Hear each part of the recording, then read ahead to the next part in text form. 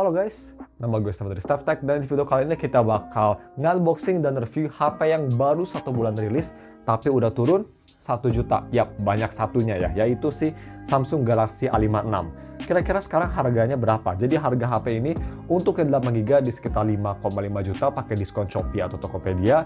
Dan ini gue pakai diskon Shopee yang 12GB, yang paling tingginya ini gue dapat di 6,1 juta. Yap, jadi turun sekitar 1 jutaan ya. Lumayan bagus lah. Semoga makin turun ke 5 jutaan ya yang kemarin 12GB-nya bulan depan. Amin.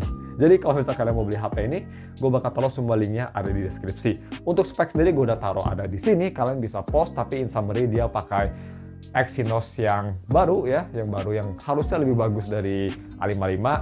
Dan sebenarnya sih yang bikin gue tertarik banget sama Galaxy A56 ya, yaitu dari si speknya dia pakai Exynos 1580 yang kalau gue lihat di internet ini mirip atau setara dengan Snapdragon 888 atau Snapdragon 8 Gen 1. Jadi di antara dua chipset tersebut.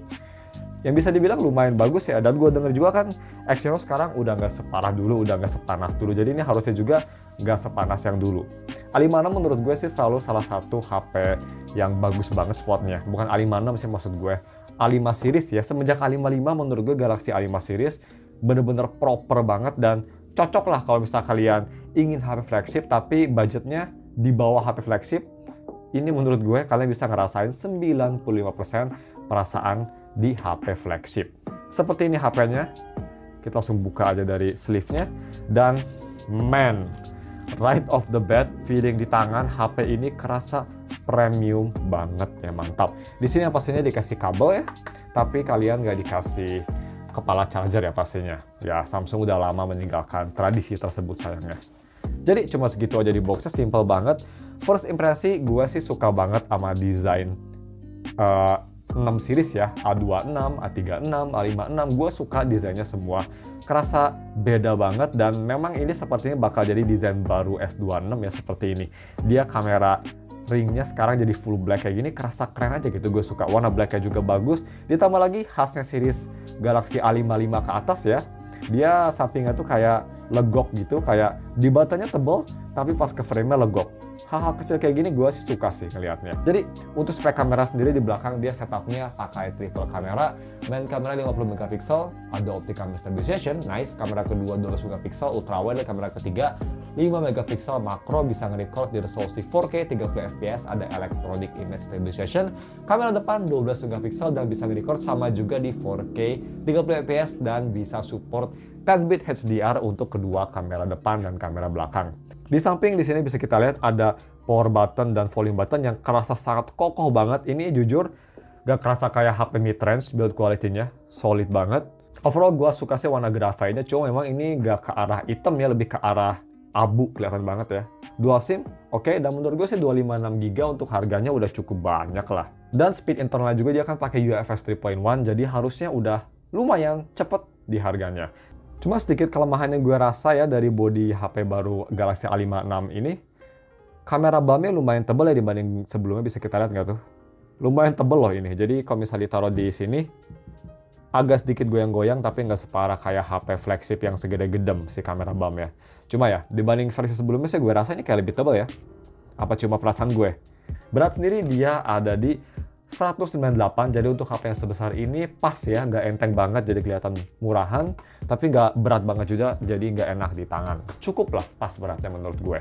Oke, kita langsung aja nyalain dan gue mau setup dulu seperti biasa HP-nya. Nanti kita bakal lihat ada fitur apa aja dari AI, terus kita lihat kameranya gimana, speaker, display quality, dan teman-teman. I'll be back soon. Oke guys, udah gue setup HP-nya. Seperti biasa, fingerprint dia optical fingerprint, posisi ada di bawah, cuma seperti biasa ini sayangnya agak terlalu bawah untuk selera gue ya, jadi agak kagok, tapi it's okay. Kecepatan sendiri bisa kita lihat sih, khas Samsung, cepet, dan kalau bisa dalam keadaan mati juga bisa di-scan, lumayan oke lah. Nggak cepet banget animasinya, tapi at least dia smooth dan konsisten lah. Pakai tangan kiri juga oke. Telunjuk gue yang lagi kering juga kalau nge-scan bisa, jadi keakuratannya sih ini udah bagus banget. Untuk software yang pastinya pertama kali ini rilis dia di Android 15 One UI 7 ya. Kalau misalnya kita ke software mastiin aja. Jadi untuk software update dia support 6 tahun, 1 tahun lebih early daripada flagshipnya yang 7 tahun, tapi ini sih untuk mid range 6 tahun masih menjadi nomor 1 ya, paling lama di support. Bagus banget sih Samsung. Jadi di support sampai Android 21. Masih lama banget, atau One UI berapa itu? One UI 13 ya. Jadi wah, kayaknya HP-nya dulu yang keburu rusak deh, baru software-nya nggak diupdate. Untuk layar sendiri bisa kita lihat bezelnya makin hari emang makin bagus ya, sampingnya makin tipis, atasnya tipis. Coba bisa kita lihat bawahnya Samsung masih ada PR nih. Semoga Galaxy A5 7 bawahnya tipis ya, dan at least simetris gitu, karena ini masih kelihatan bawah lebih tebal dari atas, dan dibanding kanan kiri atas bawah masih lebih tebal juga. Terus yang gue mau bahas juga untuk si software speednya. Ini menurut gue update yang lumayan besar ya. Jadi nggak cuma One UI 7 ngebantu banget untuk software performance, karena gue ngerasa juga di HP utama gue S24 Ultra lebih smooth, lebih konsisten, lebih optimize. Di A56 juga kan out of the box-nya udah One UI 7. Jadi memang kalau misalnya mau dibanding sama Galaxy A55 yang kemarin gue review, pas gue lagi setup HP ini yang bener-bener demanding banget ya, kalau lagi setup HP kayak lagi downloading, login, multitasking, panas gitu, HP-nya memang jadi lumayan agak anget. Tapi nggak ada thermal throttling ya untuk day-to-day usage, dan performance-nya ini gue sekarang bisa confidently bilang 11-12 banget sama S24 Ultra gue, yang artinya makin hari ini makin mirip banget ya Galaxy A5 series itu performance-nya kayak flagship.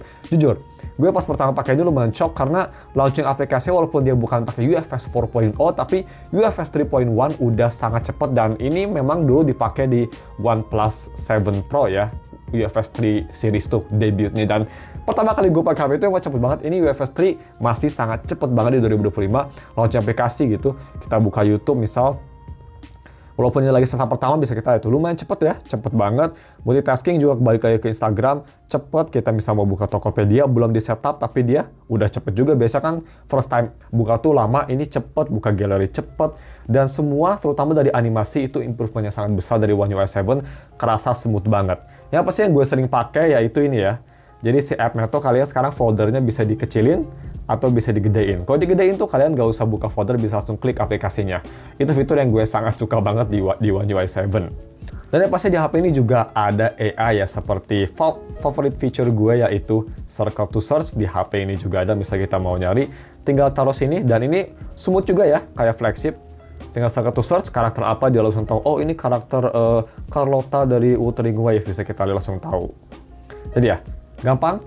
Dan Circle to Search juga ini lumayan smooth, kayak HP flagship. Overall sih, seperti tadi gue bilang, gue nggak mau ngulangin kata-kata lagi. Overall, performance day to day ini benar-benar 11-12 atau bisa dibilang 95% mirip kayak HP flagship.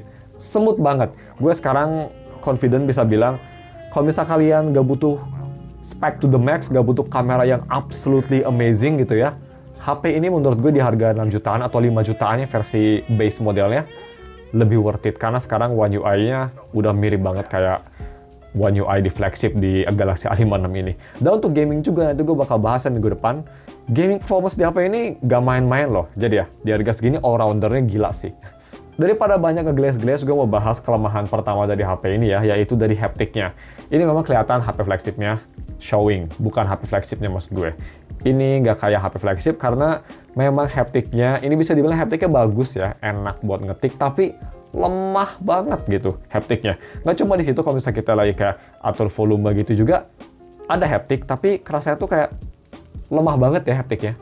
Kayak sangat lemah, salah satu haptik paling lemah yang pernah gue rasa. Lebar banget, padahal haptiknya ini kualitasnya bagus gitu. Cuma ya, next time mungkin bisa di-improve untuk haptiknya. Dan kedua, yang kerasa ini bukan HP flagship, dari kualitas speakernya. Gue coba dengerin lagu dan gue coba nonton gitu ya, kayak bisa kita nonton apa yang cepet ya. Kita nonton yang banyak suara, atau kita nonton ini deh.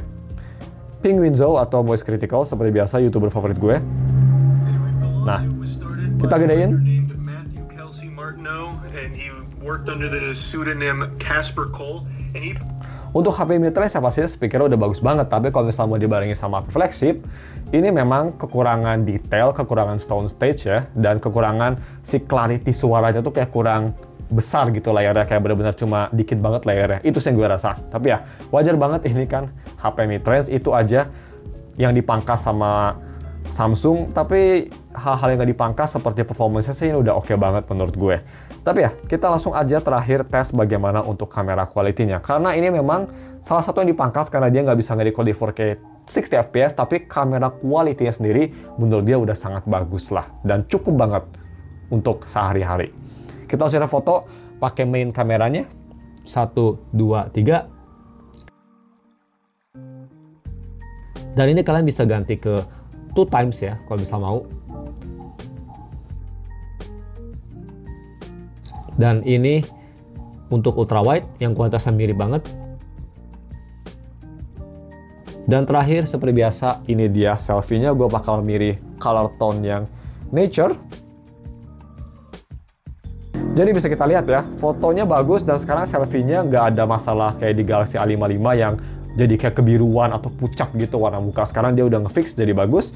Dan yang terakhir video recording kita langsung aja tes. Maksimum recording di 4K 30 fps. Full HD bisa Full HD 60 dan di Full HD 60 sayangnya dia nggak bisa gonta-ganti lensa ya. Hanya bisa gonta-ganti lensa di resolusi lain selain Full HD 60. Yes, untungnya di 4K dia bisa gonta-ganti lensa. Kita langsung aja record 1, 2, 3. Halo guys, ini dia video recording pakai resolusi 4K 30 fps di Samsung Galaxy A36 dan kalian bisa ganti ke ultra wide kalau ingin seperti ini di 4K. Masih bagus ya, nice. Terus kalian bisa dengerin juga gimana kualitas mikrofonnya. Biasanya kalau Samsung tuh mikrofonnya sih di atas merek-merek HP lainnya ya. Dan untuk zoom level segini, yap, bisa lumayan ngezoom ya, bagus. Dan kalian bisa tambah 2 times juga kalau ingin ngezoom lagi kayak gini tanpa loss of quality karena dia bisa pixel binning. Dan terakhir bagaimana untuk si noise-nya sendiri. Oke, ini gue nggak tahu kenapa lensanya kok burem, bug mungkin ya. Come on, nggak mau fokus. Oke, ini kayaknya bug dari software karena dia nggak tahu kenapa nggak mau fokus ya. Tadi habis kita itu. Kelihatan nggak tuh? Ganti lensa dulu mungkin? Nah, baru. Jadi ya kalau ngebug kayak gitu, ganti lensa dulu, baru balik lagi, baru dia mau. Ya, Samsung tolong di fix ya. Autofocusnya tadi nggak ada. Maksimum zoom di 10 kali dan masih oke 10 kali. Noise-nya juga bisa kita lihat, nggak terlalu banyak karena 4K 60. Overall sih, it's pretty good. Kita langsung aja balik ke main kamera. Jadi ya seperti itu video kualitasnya. Menurut gue sih untuk harga 6 jutaan untuk content creating di 4K 30 masih bagus banget ya di harganya. Cuma tadi ada sedikit bug bisa kita lihat, dia kayak nggak mau autofocus lagi, harus gonta-ganti lensa baru balik lagi. Ya mungkin bisa di fix ya di next software update.